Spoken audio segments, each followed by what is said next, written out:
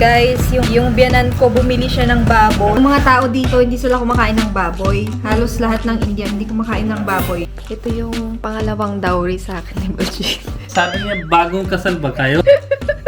Bigay mo ko in good condition yung dowry ko. Basta take care mo ako.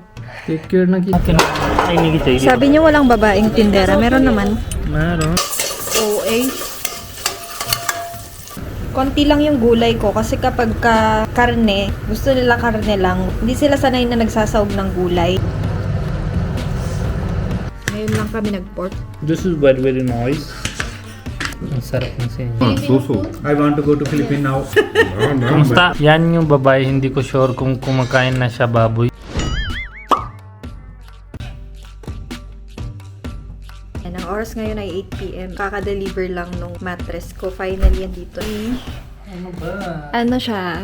8 inches siya. Galing, ano to? Universal mattress.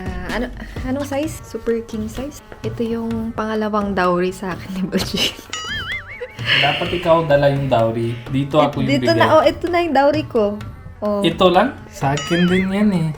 Ako na bigay, ako nang mahirap buhay. Kasi yung first dowry, nasa Philippines na. Ano yun? Yung property. Dati order ko yung, di ba isang araw sabi ko sa'yo? Ano yun? Promise niya 2 days na bago deliver. Kanina tawagan ko siya, saan ba yung delivery mo? Sabi niya wala daw. Ay, yung unang order, hindi natuloy. Kailangan more 2 to 3 kinancel days. mo. Punta ako sa pwesto niya, galit kami doon. Nakaway-away kami. Sabi ko, pasyente yung, alam mo, pasyente. Kailangan masakit yung likod niya, ganon. Tapos balik niya yung pera. Then pupunta kami sa isa. Sabi niya, kailangan niya soft. Bakit? How soft? Ganon ko. Sabi niya, bagong kasal ba kayo? Sabi ko, hindi. Bili ko pang asawa pero hindi kami bago kasal. Napansin ko, ano dito, yung mga mattress nila, yung foam. Mas gusto nila ng medyo matigas. Pansin ko lang, ayaw nila ng soft, yung nagbabounce. Ang sakit kasi ng likod ko. Gusto ko yung lumulubog yung katawan. Di ba, preggy ako. Tapos, yung likod ko parang buto-buto. Lahat ng pressure na punta dun sa mga buto-buto ko. Ang sakit pag umaga. Sabi ko, bakit matigas? Gusto nila para hindi sakit sa bone. Sabi pag ganon diba? Sabi niya bago kasal kayo. Sabi ko hindi naman. Matanda siya, hindi siya masyado young. Ganun ba yun pag bagong kasal? Medyo siya, parang mid-age, diba? Parang mas matanda kayo si Jampa na pero mas mababa kayo si Daddy. Dapat ikaw yung power. Hindi mo nang kailangan ganyan-ganyan sa bed. Sabi ko, bastos ka ba? Kuya sa akin. Sabi niya? Totoo, sinabi niya? Oo. Joke siya. Akala ko bawal sa Parang inyo yun. jolly person. Tapos, sabi ko, kailangan ko today. Ay, masyado fire sa loob. Sabi ko, talaga. Sabi niya, bakit kasal ka ba bukas? Sabi ko, tingin mo, maputi na yung buhok ko. Anong kasal ko bukas? Kailangan sa asawa, ayaw niya sa matigas. Foreigner siya. Bakit na mahilig ng lahat Indian sa foreigner ngayon? Sabi ko, hindi. Foreigner din mahilig ngayon sa Indian. Baliktad na yan. Asawa din niya, foreigner. Talaga? Taga Thailand. Thailand. Kaya na gusto. Kala niya ganyan-ganyan sa soft bed lang. Bigay mo ko in good condition yung dowry ko. Basta take care mo ako. Take care na kita lagi. Ikaw parang nasa 3rd trimester ka na. Guys, yung biyanan ko, bumili siya ng baboy. Ayan, pork yan guys. So, nagpaluto ako kay Bunny ng carbonara. Iba yung Pinoy. Dry na siya. Ito yung itlog egg yolk lang with parmesan. Pinoy style, mas creamy siya. Kadire, sabi ko kay Bunny, parang gusto ko ng sinigang na pork sinigang, pero ribs, buto-buto sa sinigang. Hindi ko alam, nagpabili pala siya kay carbonara. First ever carbonara ni Bunny. Pero, hindi ko alam anong part ng baboy yun. Baka matigas. Yung mga tao dito, hindi sila kumakain ng baboy. Halos lahat ng Indian, hindi kumakain ng baboy dito sa India kasi Yes po. nagkalat daw yung mga baboy dito. Ano po gagawin natin?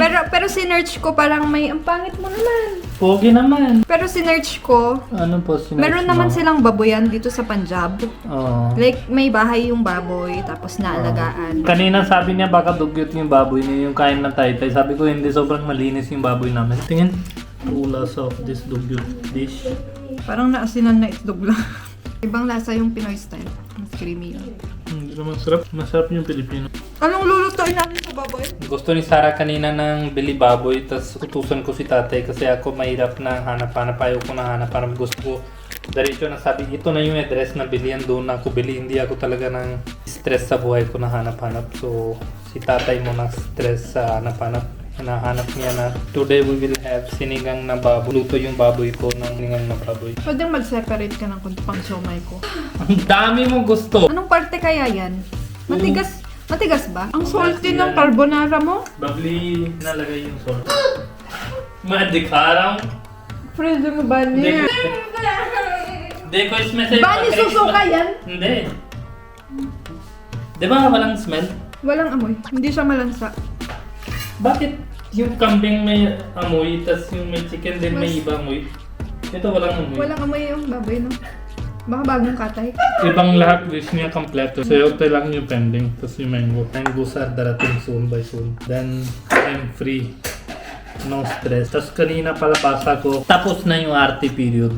Ngayon, Depende yun. Depende yun sa mood. Dati sabi mo pareho-pareho lang lahat, tas ngayon depende. Same lang lahat. Hindi ako lang arty. Alam mo na ngayon? Tingnan mo yung sa group. Anong group? Anong month na nila, ang dami nilang pinagsasabi. Hindi ka kasi nagbabasa eh. Gusto mo pabasa ko na naman sa'yo. Parang basta mo. Punjabi na yun eh. Hindi na yun eh. Chismis, alam ko.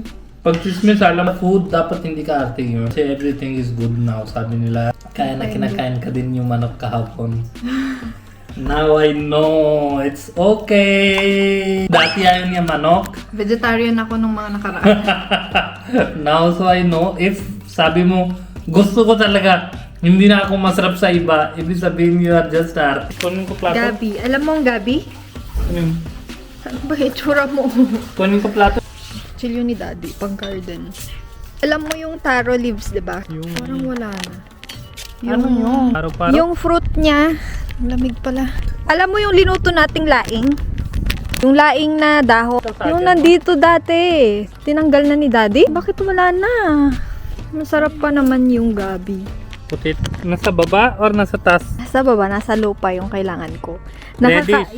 Yung dahon niya nakakain din. Reddish. Yung linalamig Ano, ako. Gabi? Yung dahon niya na mataba, malaki. Yung Makati. Inis. Hindi kasi kayo kumakain nun eh. Siguro meron nun sa palengke. Kagulo na yun. Ba't nagkakagulo kayo? Because this is RB. Ito din taro? Oo.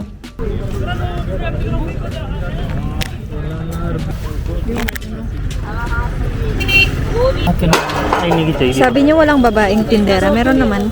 Meron. Ganda babae naman tinda eh. Meron na guys. Tingnan mo ganda niya. Huwag mong sabihin ganda. Sabi mo madumi yun. Ay, kalimutan ko pala. Lakas pa ng boses. Kena pese. Magkano? Kena pese. Magkano?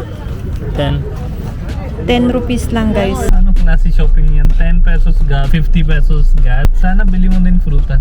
Ako na lang bukas. Next ay buko. Umiikot yan natin. Away na naman si Manny tsaka si Japa na. Sa likod si Japa na. Doon na siya sa kabila. Abang putang yan. Tingin mo harap. Mamaya bangga ka na. Sabi mo si... May nag-comment ang alikabok naman. Yung texture kasi ng lupa dito, ano siya, lumilipad. Maalikabok. May yabang na yan. Sige lang. Tingnan nyo si Japa.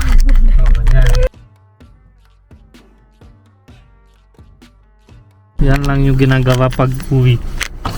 Oh. Kaya lupa-lupa dito. Yan yung ginagawa niya.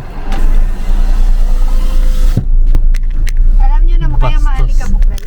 Mentado yan, pero may lupa. Sabay? Garlic para mabango. OA. So, we put already baboy, Sarah, sa loob. Cute kaya baboy lagay mo sa loob. Oh my God. Kain kayo ng baboy ah. Bawal ba kayo sa baboy? Bawal kami sa lahat, pero okay kami sa lahat. Paano mo? Tingnan mo. Moist. Lagay mo na yung paminta. Lagyan mo ng tubig, tas pressure cooker mo kasama ito. Anong RB. Punjabi? RB? Salt. May patis na mamaya na lang. Ganito yung kinakain nilang okra, guys. Maliliit siya. Masarap siya. Ganito siya kaliliit. Ayaw nila yung malalaki, yung matanda na. Ayaw niya ng malalaking hiwa sa gulay. Gusto niya maliliit. Yung slice ng okra niyo, hatiin ko pa or ganyan na. Maliit na siya eh. Buo sa inyo, di ba? Oo, buo madalas. Konti lang. Konti lang yung gulay ko kasi kapag karne, gusto nila karne lang. Hindi sila sanay na nagsasawag ng gulay. Wala silang dahon ng kamote, spinach lang, ganyan. O, yan na lang sasawag. Durugin natin yung gabi-gabi. Lagyan natin gulay. Yan, chili para lasa hanggang, di ba, dulo? Yan ba yung manghang? Ngayon lang kami nag-pork. Lahat ng kami. Ngayon lang. Hirapan buhay dahil sa asawa ko Bakit ako? May ibang ulam. May ibang ulam naman. Gulay. Hindi ko naman alam na seryoso pala si Baljit nung sinabi kong gusto ko ng sinigang. Pero buto-puto yung sinabi ko. Huwag mo silang pilitin kung ayaw nila. Kahit si Bani, hindi ko siya pinapakain ng baboy sa Pinas. Puro chicken sinigang. Ay, Sorry, now lagi me. Lahat daw kami kain, bakit hindi nabigay kay mami? This is very very nice. Especially pag try ka na matagal. Habang hindi na kain daw yung asawa niya, hindi tayo kain dapat muna. Oh, mami G. Ang sarap na sinigang. Kasi after so many months, I'm trying sinigang. How's this, Gurman? Daddy कहते जिन्ने चर मेन साहब नहीं होंगे उन्हें चर कहते चांटे The मारते bone हैं is really nice. डैडी कभी करे होंगे Kumusta? Pare. Pare. Kumusta? very tasty Very very tasty. looks feels Daddy. like Rice. I am in Philippines Daddy ji, Please rice. kumusta? Is this Filipino so. food? I want to go to Philippines now So so? Very, I thought very this fine. is army food. Taste. I Huh? want to go to Philippines What you Let's said? go. may order daw. Naka-English na si Daddy kasi lasing na. Yan yung babae, hindi ko sure kung kumakain na siya baboy o hindi. Ngayon, hintay-hintay niya pa. Mami, kao to si? Yan yung arting buhay talaga. Marga. Pagka? नहीं सुबह Mami kasi dozal. Ubus na yung baboy. Akala ko hindi sila kakain. Madami silang nakain pag sinigang yung luto. Si Babli lang yung hindi kumain ng pork beef. Sarap na yung ano, baboy mo. Sir टुमाटो beef Yeah, biyernes. Paano siya alam na kung ano ba bayar na?